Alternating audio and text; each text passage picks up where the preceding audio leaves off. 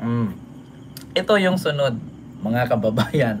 Ano yung sunod, Ken? Nako, mga kababayan, eto na, si Boying Rimulya.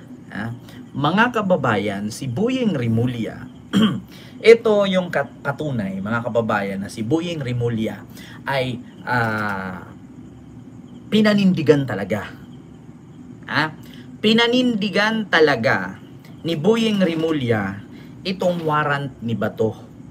Kasi kung naalala ninyo, mga kababayan, dinismiss po ng Supreme Court itong tawag dito, apila ni Bato, mga kababayan, na sabihin ni Boying kung totoo ba talaga daw na may warrant ang ICC galing sa kanya mismo, kasi mahirap naman daw kasi na gawa-gawa lang si Boying. So ngayon, mga kababayan, ito po ang nung November 18 ABS-CBN News po galing yan ayan po, November 18, mga kababayan, 2025, just in, basahin ko, Supreme Court denies petition of Senator Ronald Bato de la Rosa and ex-President Duterte to compel Ombudsman Rimulya to produce the alleged ICC arrest warrant versus de la Rosa. So ito po yun, mga kababayan, no? Binasura po, no? Dininay ng Korte Suprema or Supreme Court, mga kababayan, ang apila or ang petisyon ni De La Rosa na ipakita at patunayan ni Boying na meron talagang arrest warrant mula sa ICC. So ang decision po ng Korte Suprema ay binasura. So ngayon, mga kababayan, bukod doon, sumagot na nga itong si Boying Rimulya, mga kababayan. Ito po ipakita ko sa inyo. Ito po, galing po ito sa News 5, mga kababayan, News 5, one day ago. So ito po ang sabi, it will arrive officially very soon. So ano ba yung it will arrive officially very soon? Yun daw po yung warrant na hiniling ni Bato at ng legal counsel ni Bato na ipakita ni Boying kung totoo ba. So ito nga ay binasura ng Korte Suprema kasi bawal naman po talaga, mga kababayan, na ipakita ang warrant kasi hindi naman po talaga si Boying ang mag-aaresto. Kung meron mang magpapakita ng warrant kay Bato niyan, either PNP, NBI or CIDJ.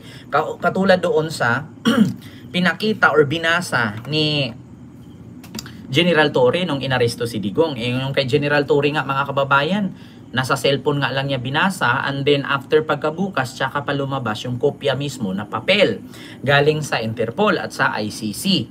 So ngayon, mga kababayan, ito po, ang sabi ni Boying, it will arrive officially very soon. So nanindigan si Ombudsman Boying Rimulya na mayroon warrant of arrest ang International Criminal Court or ICC laban kay Senator Ronald Bato de la Rosa. Paliwanag pa ni Rimulya sa panayam sa kanya ng programang Historicon na One News ngayong Martes, November 18, inilabas na umano ito very soon. I still have my copy but I cannot be used because it has to be an official translation, sabi ni Boying Rimulya. So mga kababayan, ito nga ang sabi ni Boying na ilalabas na daw very soon. So mga kababayan, tanong ko lang, kailan ba tong very soon na to? I will stand by my word that there's a warrant against Senator Bato de la Rosa. It will arrive officially very soon. Yan po ang sabi ni Boying Rimulya, mga kababayan, sa interview sa kanya sa Historicon ng News 5. Nako po, mga kababayan. Ay, nako. Ito pa, mga kababayan. Davao City Representative Paulo Duterte on Wednesday denounced former Philippine National Police PNP Chief Nicolas Torre III for offering to apprehend Senator Ronald De La Rosa, who reportedly faces arrest based on a warrant issued by the International Criminal Court. Pulong Duterte hits Nicolas Torre for offering to arrest Bato De La Rosa. Nako po, mga kababayan, ayan na nga si Pulong. Sa Philippine Star yan, no? Pulong Duterte hits Nicolas Torre for offering to arrest Bato de la Rosa. Patay ka dyan. So yun po yun, mga kababayan. So klarong-klaro naman po siguro At narinig nyo naman po siguro kung ano po ang sinabi ni Boying na totoo po talaga. Ito, hanapin natin mga kababayan. Naman siguro ang pagtingin ninyo kung inutil kami na... Ito po mga kababayan. Ito, Boying nanindigan na may warrant si Bato. Nako po, mga kababayan. Pagkatulungin niyo ako kung meron warrant, meron. Ito po. You made a lot of headlines for saying that you already have a copy of the ICC arrest warrant. Yes. But when we asked the DOJ and the DFA, wala pa naman daw silang kopya and they don't know where you got yours. It's a complication with the ICC. But I will stand by my word that there's a warrant. It will arrive officially very soon. I still have my copy, but it cannot be used because it has to be an official transmission. Yeah, exactly. That's what they're waiting on, the official copy. Yes. How did you get a hold of your copy so early, sir? I mean, Well, because I cannot burn my source. they just changed the rules, right? They changed the rules to make arrest warrants secret. Secret. Yeah. Exactly. It's a secret document. It says in the document that it's a secret. Well, let me put it this way, sir. I thought that the government had no desire That's to the have way the anything to do with the works. ICC. That's the way that the ICC works. They don't actually mirror our own judicial system. Yeah, exactly. But we have laws that coincide with each other that gives us respect for them, which is international humanitarian law. Yes, Yeah. sir. But yeah, I understand, sir, that even from before, government has refused to have anything to do with the ICC on an official That's basis. only President Duterte, but not all the governments of the Philippines. So is it fair to say that we are now cooperating with the ICC? Well, we're doing witness protection for them. If that's when I was DOJ Secretary, we laid down the line that we will help them with the witnesses that they want to protect in the Philippines. In connection with the drug war. In connection with the drug war and the case in the ICC. Okay. So, Isang pahabol na lang, Ombudsman. May balita kasi na there will be another senator who might be covered by an arrest warrant. May balita din ba kayong ganon? Another senator to be covered by another arrest warrant? Wala pa. Another, second. Wala pa ako alam. Kung sa ICC galing, wala pa. wala ka pang early copy. Narinig nyo mga kababayan. Klarong-klaro. Sinabi mismo ni Boying, nako mga kababayan, ngayon si Bato siguro ngayon hindi mo alam kung ano na ang nararamdaman ni Bato. Hindi mo alam kung ano na ang nasa isip ni Bato ngayon, mga kababayan. Hindi mo alam kung ewan ko kung saan na nagtago ngayon, nagkubkob na yata ng lupa yan. O baka nagawa na ng ano yan. Actually mga kababayan, si Bato, ako ganito yan kapag ka sa part kasi ng Mindanao, syempre 'di ba hinuli si Digong March, 8 buwan na. Kung gumawa man si Bato ng bahay sa ilalim ng lupa na siya lang nakakaalam kung saan ang daanan, kasi 'di ba may mga ganyan mga survival. Mahirapan po talaga tayong arestuhin kung sakali. Kasi kung meron mang kung meron mang kalupaan si Bato, pwede ninyong i-search yan. Unang-una, ito tandaan ninyo mga kababayan, kung nahihirapan ang mga otoridad nating hanapin kung nasaan si Bato, di ba marami siyang lupa. Siyempre, unang i-search ng Sir Roel Costillo, maraming salamat po sa yung super sticker. Thank you so much. Di ba maraming kalupaan si Bato, maraming mga properties, yung mga niyugan. Ngayon, siyempre, kung ikaw otoridad na mag-aaresto kay Bato, una mong i-search dyan, di ba? Una mong i-search dyan yung bahay niya, yung mga property niya, pagmamayari niya. Huwag po ninyong kalimutan yung mga lutuan ng kopra. Huwag ninyong kalimutan yung mga lutuan ng kopra. Kasi bakit? Yung lutuan kasi ng kopra, kubo-kubo lang yan lutuan ng kopra. Pero hindi ninyo alam na baka yung ilalim, di ba? Ito kubo yan. Ito yung sahig. Di ba may lalagyan mo ng apo yan para yung kopra maluluto. Tapos ibibenta, gagawing langis. Diba? Yung kubo-kubo na yan, may sahig yan. Parang bahay yan may sahig. Yung ilalim yan, sinisilaban yan para yung usok nung apoy, doon sa kopra pupunta, maluluto yung kopra. Bakit hindi nyo subukang i-search yung ilalim ng kopra? Ang tawag kasi sa amin yan, may tawag sa amin yan. May tawag sa amin yan landahan, landa. Yung landahan ang tawag sa amin yan sa Bisaya. Yeah? Landahan. So, bakit hindi nyo subukan na yung ilalim ng landahan na yon, yung kopra na yon, baka may underground yan. Yun ang ginamit niyang taguan. Ako nag-advise lang naman, no? Nagre-react lang kasi sa amin kasi sa Mindanao, no? Sa amin sa probinsya sa Mindanao, nagtatago kasi yung mga kriminal sa mga ganyan. Either sa bukid tumira, 'di ba, sa kalasangan, sa gubat, or else dun sa ilalim ng landahan. Sa ilalim ng landahan. Yun po yun, nasa underground, nagbubutas. Biruin nyo ba naman, simula nung inaristo si Digong, si Bato alam na niya. Kaya nga hindi siya sumama sa Hong Kong Kasi paglapag ni Digong sa NAIA, alam niya na aaristuhin. So, hindi natin alam. Kasi syempre, kaliit-liit lang naman ang Mindanao, mahihirapan kang hanapin. Hindi yan mahirap.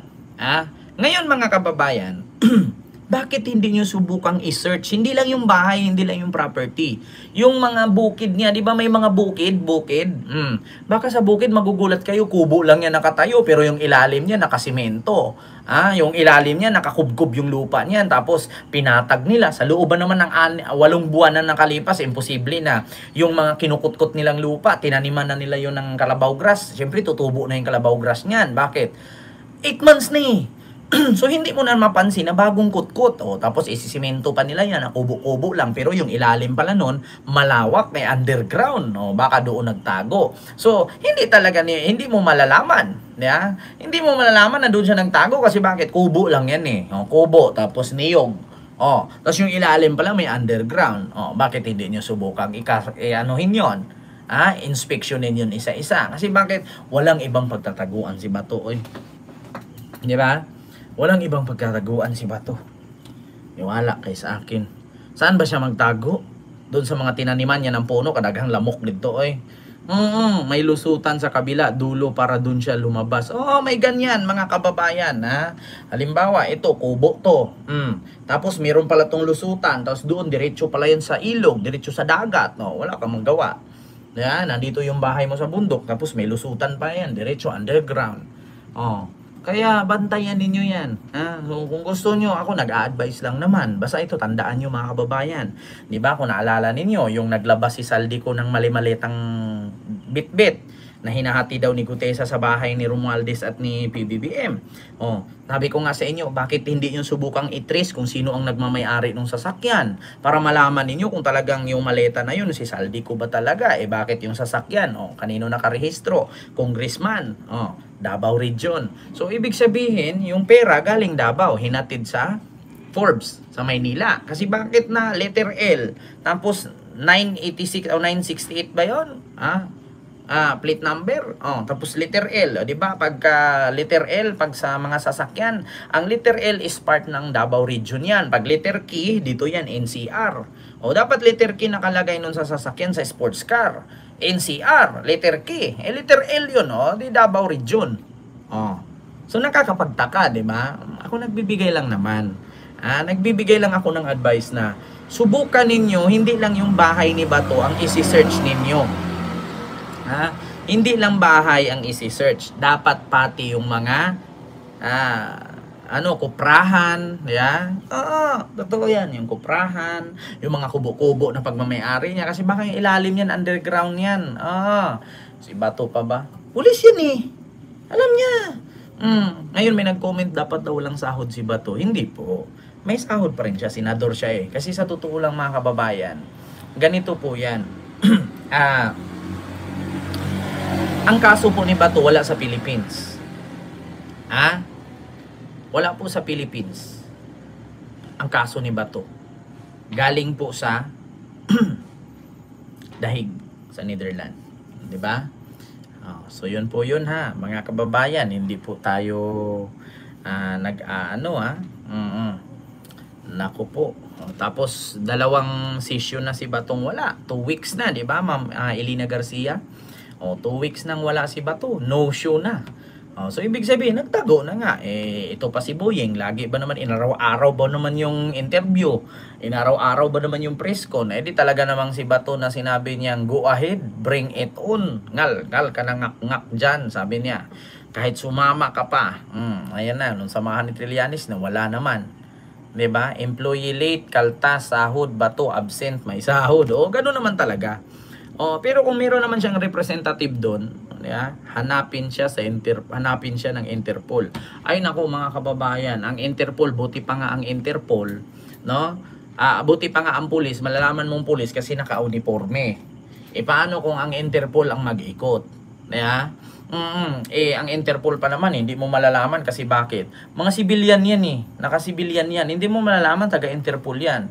Bakit? Minsan nga magugulat ka, ang payat-payat, taga-Interpol pala, tapos hindi mo alam na tinitiktikan ka na pala, dyan ka pala nagtatago.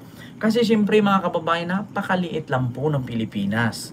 Kung ang Interpol ay pangkalawakan yan, pang buong mundo yan, naaaresto, yung mga inaaresto nila. Yung Pilipinas pa kaya napakaliit lang.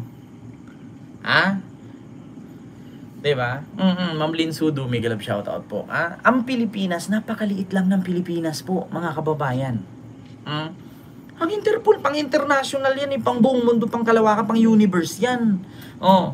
Kahit saan ka sa ibang bansa, mahuhuli ka kay Interpol yan.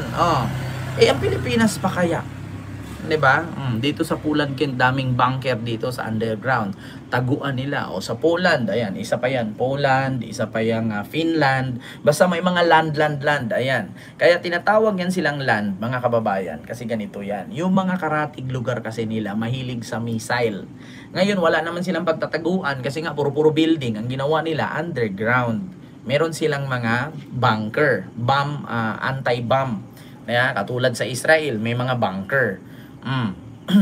Diba? Ganun po yun mga kababayan. So imposible naman si Bato, hindi niya kayang i-provide na magbutas at magawa ng underground, magtago sa bukid na ang akala mo kubo lang, akala mo ang titira dyan mga matatanda lang o mag-asawang ganyan-ganyan, tapos ilalim pala nandun si Bato. Pag may gustong ipabili, bilhan mo lang ako dito, magtitix lang yan, minsan aakyat lang yung konti, ito bilhan mo kung ganyan, dito lang sa ilalim, nanonood lang ng balita yan, magugulat ka pa nga, nasa bukid pero may wifi, nanonood ng balita, naka Netflix pa yan sa ilalim, naka underground, naka aircon pa yan, doon sa ilalim may swimming pool, may TV, doon sa ilalim may lahat na, kompleto.